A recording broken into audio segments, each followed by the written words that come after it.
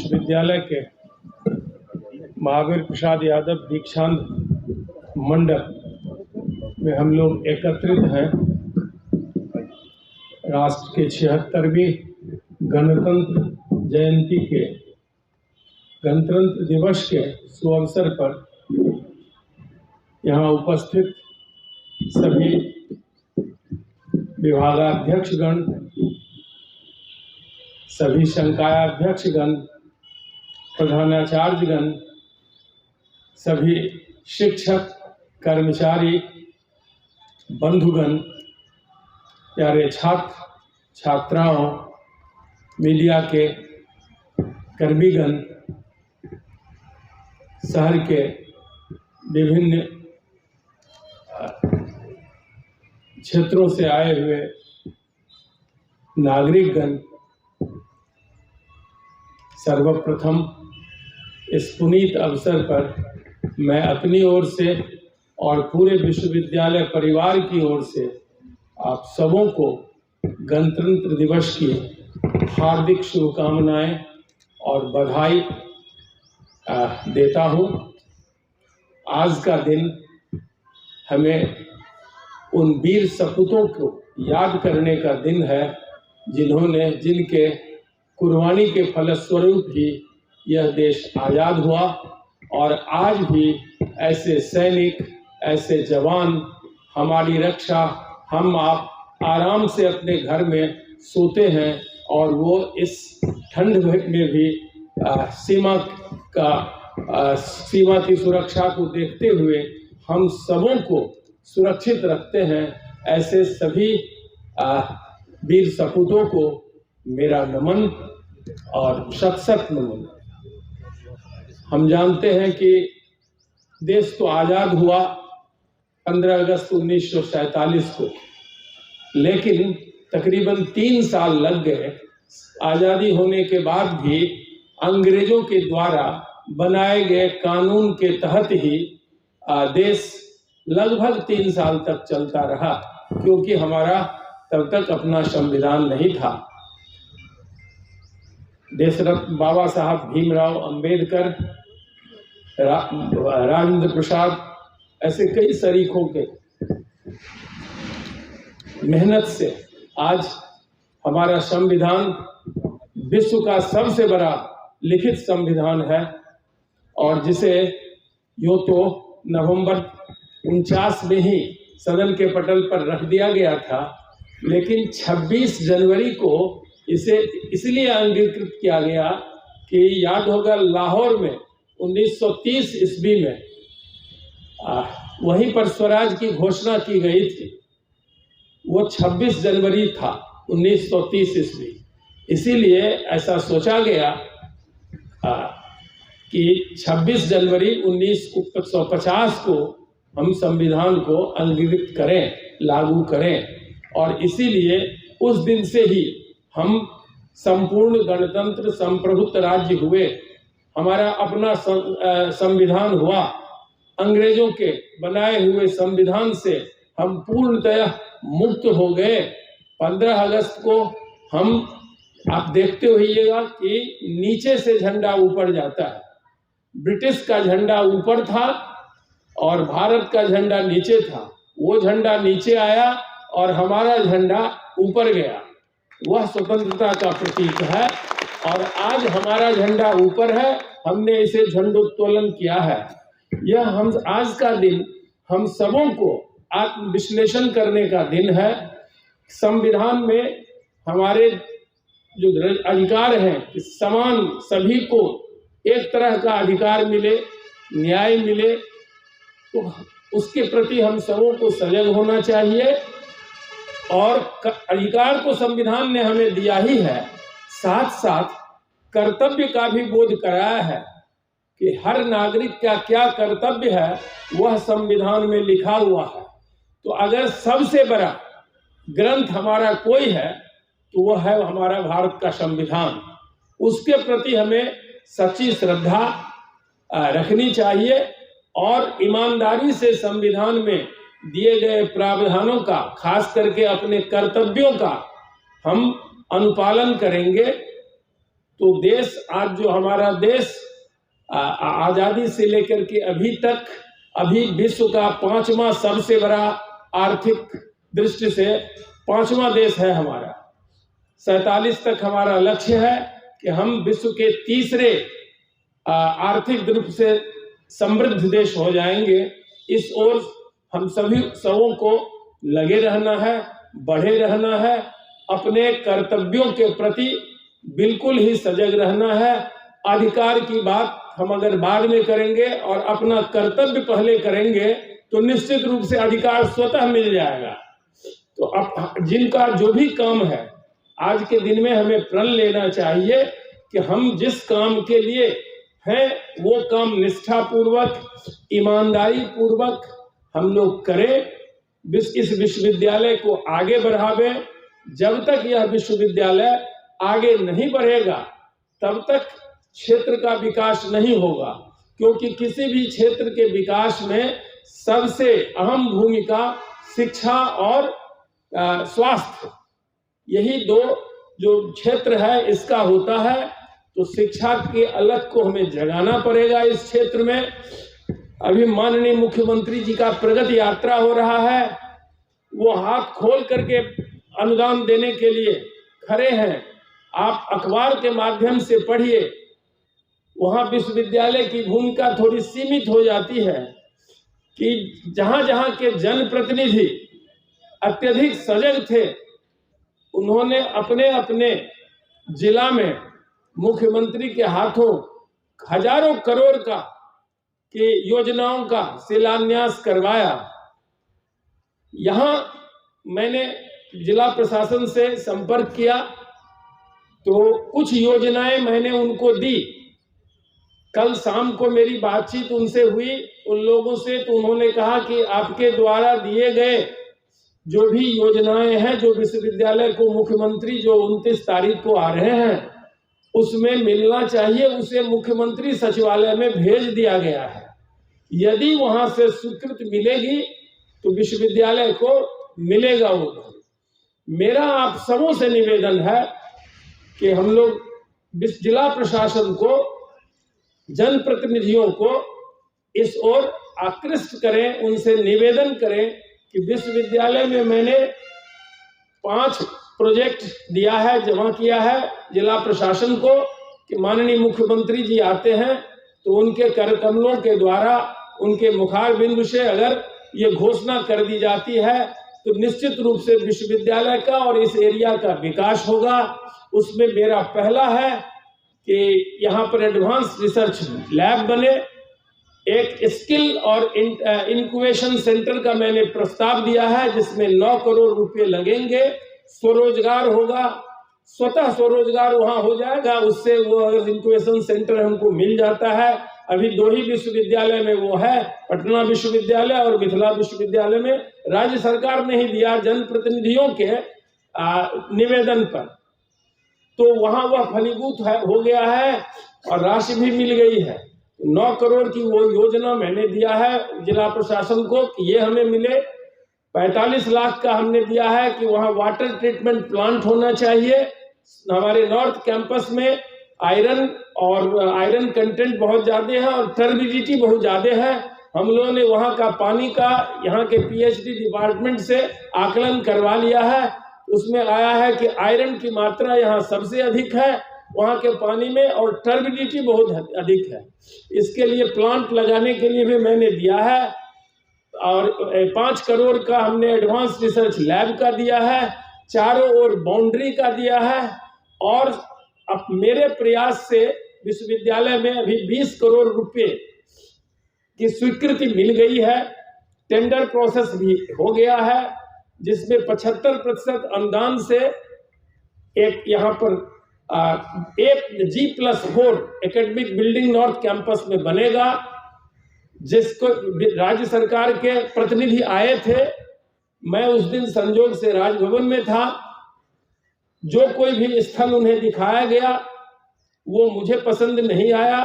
फिर कल या परसों गए थे नॉर्थ कैंपस में, हमारे सभी माननीय शिक्षक भी थे।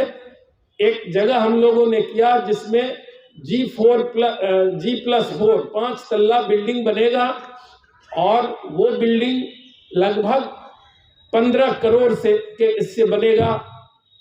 उसकी राशि आ गई है, वो जिसमें मैंने उसके नक्शा भी आ गया, मैंने अपने शिक्षकों को दिया भी। तो उसमें थोड़ा सा मैं तब्दीली करना चाहता हूं। तो राज्य सरकार के प्रतिनिधि को शाम में भी कहा है कि इस नक्शे से नहीं होगा।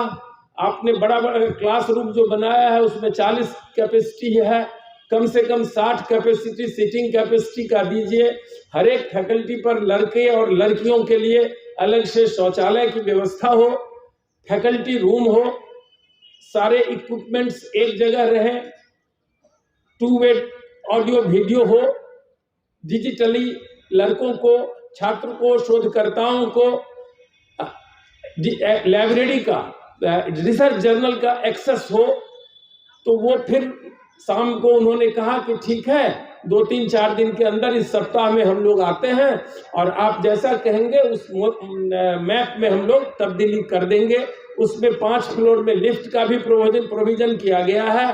तो मुझे लगता है कि आने वाले वर्षों में यहाँ के जिस चीज के लिए विश्वविद्यालय की स्थापना होती है उसमें उस दिशा में हम लोग अग्रसर बढ़ेंगे। गुणवत्तापूर्ण शोध, हमारे छात्रों में किसी भी प्रकार की मेधा की कमी नहीं है, उसे जागृत करने की कमी है, जिसकी जवाबदेही हम शिक्षकों पर बनती है।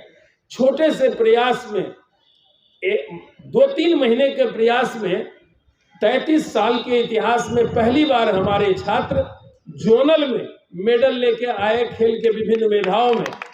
यह परिलक्षित करता है कि हमारे छात्रों में किसी भी चीज की प्रतिभा की कमी नहीं है, उन्हें उनका जो ऊर्जा है। आज आप जानते हैं कि भारतवर्ष एक ऐसा विश्व का देश है जिसमें हर एक 5 व्यक्ति पर 1 व्यक्ति किशोर होता है और 3 व्यक्ति युवा है। यही आपका डेटा है भारत सरकार का। तो हर 5 व्यक्ति में जहां 3 युवा है और 1 किशोर है, तो वहां प्रबलता बढ़ती है देश के विकास का। केवल है कि हमारे युवकों का, हमारे छात्रों का काउंसलिंग करके उनको सही दिशा, उनकी जो ऊर्जा है उसको अगर हम सही दिशा में मोड़ देंगे, जिसमें शिक्षकों की अहम भूमिका होनी चाहिए, हम सबों की अहम भूमिका होनी चाहिए। उनको काउंसलिंग किया जाए कि कौन सा कोर्स आपका अच्छा है आपके लिए, कौन से कोर्स से आपको रोजगार मिलेगा या आप रोजगार क्रिएट कर सकते हैं। सबों को, जो हमारी आबादी है उसमें सबों को रोजगार सरकार के द्वारा प्रदान करना संभव नहीं है। आप किसी भी विकसित देश का इतिहास देखिए, चाहे वह अमेरिका हो, जर्मनी हो, फ्रांस हो, इंग्लैंड हो, इवन चाइना हो, तो वहाँ ऐसा है कि स्किल डेवलपमेंट के जरिए ही स्वरोजगार की व्यवस्था की गई है। जो युवा हैं वह स्टार्टअप के जरिए हो, जिस चीज़ के जरिए हो, उनको ये सुविधा दी जाती है कि आप रोजगार क्रिएटर बने। तो ऐसी व्यवस्था है। तो हमने एक इनक्यूबेशन सेंटर जो मांगा है यहाँ, अगर माननीय मुख्यमंत्री से मेरा अनुरोध आप सबों से होगा, जिनका अपना जो प्रभाव हो उसका हम लोग अगर उपयोग करें तो हमारे इस क्षेत्र के लोगों के लिए वह सबसे बड़ा योगदान होगा। और ये मुख्यमंत्री जो हमारे वर्तमान मुख्यमंत्री हैं, अगर बिहार में किसी एक व्यक्ति को विजन है तो उनको है। तो वो तो चाहते हैं कि ऐसी ऐसी योजना उनके समक्ष रखी जाए। और वो इंक्यूबेशन सेंटर यदि यहाँ मिल जाता है, 9 करोड़ में उसकी स्थापना होगी, तो लड़के या हमारे जो युवा हैं इस क्षेत्र के, वह सरकार इसके बाद लोन भी देती है बिना ऋण का, तो वो स्वतः अपना रोजगार क्रिएट कर सकेंगे।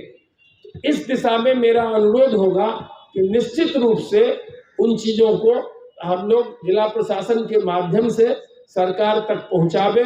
29 तारीख को माननीय मुख्यमंत्री जी आते हैं।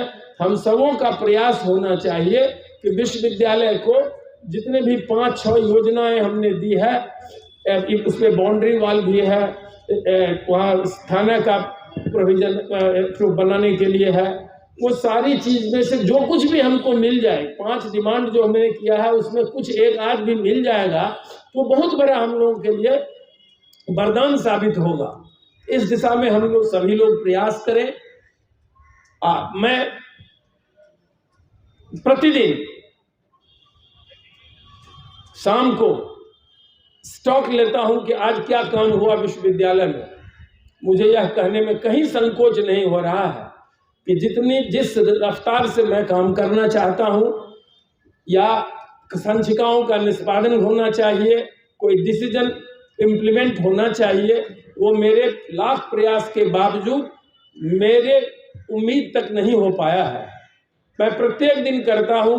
कल भी याद होगा, मैंने DSW साहब आए कि लगता है कि छात्र संघ का चुनाव सर थोड़ा डेट बढ़ाना पड़ेगा। मैंने कहा क्यों बढ़ाइएगा, नहीं बढ़ाइए, जो नियत नोटिफाई है डेट है उस पर छात्र संघ का चुनाव हो। तो उन्होंने जो समस्या बताया वह तो ऐसा ही है जो यहाँ हो रहा है, इसको कोई अन्यथा नहीं लेंगे। सभी हमारे आप सम्मानित प्रधानाचार्यगण हैं। कई प्रधानाचार्य ने अभी तक अपने कॉलेज में वोटर इलेक्टोरल रोल पब्लिश नहीं किया। ये किनकी जिम्मेवारी है? वेतन आ जाता है, इसके बाद हम डिमांड बनाना शुरू करते हैं। डिमांड तो वेतन का पहले 20 तारीख तक यूनिवर्सिटी में आ जाना चाहिए कि जिस दिन वेतन आवे उस दिन वेतन रिलीज हो जाए। तो ये जो कार्य प्रणाली है, ऐसी जो संस्कृति है, उसे बदलना पड़ेगा और इसमें सबों को सोचना पड़ेगा। प्रधानाचार्य महोदय को चाहिए था कि जो भी लास्ट डेट था उसमें उनको इलेक्टोरल रोल पब्लिश करना चाहिए था। तो अकेले कुलपति क्या करेंगे? ये तो एक परिवार है, सबों को मिल करके इसको चलाना है। शाम में मैंने कहा NCTE का रूल ये बदल गया है, तो अब यहाँ पर पोस्ट खाली है शिक्षा संकाय में। 3-4 महीने से मैं कह रहा था, संचिका नहीं आ रही थी। रात में 9 बजे रात में अपने निवास स्थान पर उस संचिका को मंगवा करके जो भी सिलेक्शन कमेटी है वो मैंने कंस्टिट्यूट कर दिया है। आज बंद है, कल वो अधिसूचित हो जाएगा। ये अब हमारे प्रधानाचार्यों की जवाबदेही बनती है, विश्वविद्यालय की जवाबदेही बनती है कि शीघ्र उन पदों पर नियुक्ति हो जाए। तो मेरा एक ही कहना है कि हम सबों को यह चाहना चाहिए कि कार्यावधि जो होता है विश्वविद्यालय का वो 10:30 से और 4 या 4:30 तक है। ये सोचने से नहीं होता है। विश्वविद्यालय के पदाधिकारी को, कुलपति को प्रत्येक दिन का जो टास्क है, एक भी संचिका नहीं रहनी चाहिए लंबित। 8 बजे रात तक हो तो सबको बैठना चाहिए। तो ये मेरा अनुरोध सबों से है कि हम लोग सबको साथ बैठ करके और जो भी काम हो वो समय सीमा के अंदर करेंगे तो सबों की भलाई होगी, विश्वविद्यालय का भी भलाई होगा। मैं और क्या कह सकता हूँ, आप सबों का सहयोग चाहिए। मैंने अभी जितने भी लंबित प्रमोशंस थे उसको किया, प्रोफेसर कोट के लोगों का प्रमोशन नहीं हो पाया है। उसमें विश्वविद्यालय की अब कोई गलती नहीं है। गलती है अगर तो विभागाध्यक्षों की ओर से जो पैनल आना चाहिए वो पैनल जो है वो सही नहीं है। तो मैं इसी प्लेटफॉर्म के माध्यम से विभागाध्यक्षों से भी अनुरोध करता हूं कि प्रत्येक विभाग से कम 12 नाम भेजिए, क्योंकि 3 नाम रेफरी के पास जाता है। किसी का अगर एक रेफरी रिजेक्ट करते हैं तो वो चौथे व्यक्ति के पास जाएगा। जो व्यक्ति, जो एक्सपर्ट आपको रेफरी हैं वो स्क्रीनिंग में नहीं आ सकते, जो स्क्रीनिंग में है वो सिलेक्शन कमेटी में नहीं आते। आप 5-6 नाम दे देते हैं, एक ही कैटेगरी के लोगों का दे देते हैं। SC का भी होना चाहिए, ST कैटेगरी से होना चाहिए, EBC कैटेगरी से होना चाहिए, महिला कैटेगरी से होना चाहिए। ये पैनल ऐसा नहीं आ रहा है। तो और लोग कहते हैं कि प्रोफेसर में प्रमोशन हमारा क्यों नहीं अभी हो रहा है। तो सबसे विभागाध्यक्षों से मेरा अनुरोध है कि जितना जल्दी हो कम से कम 12 नामों का पैनल आप भेजिए, तो उसका भी शीघ्र निष्पादन करने का प्रयास विश्वविद्यालय प्रशासन के द्वारा किया जाएगा।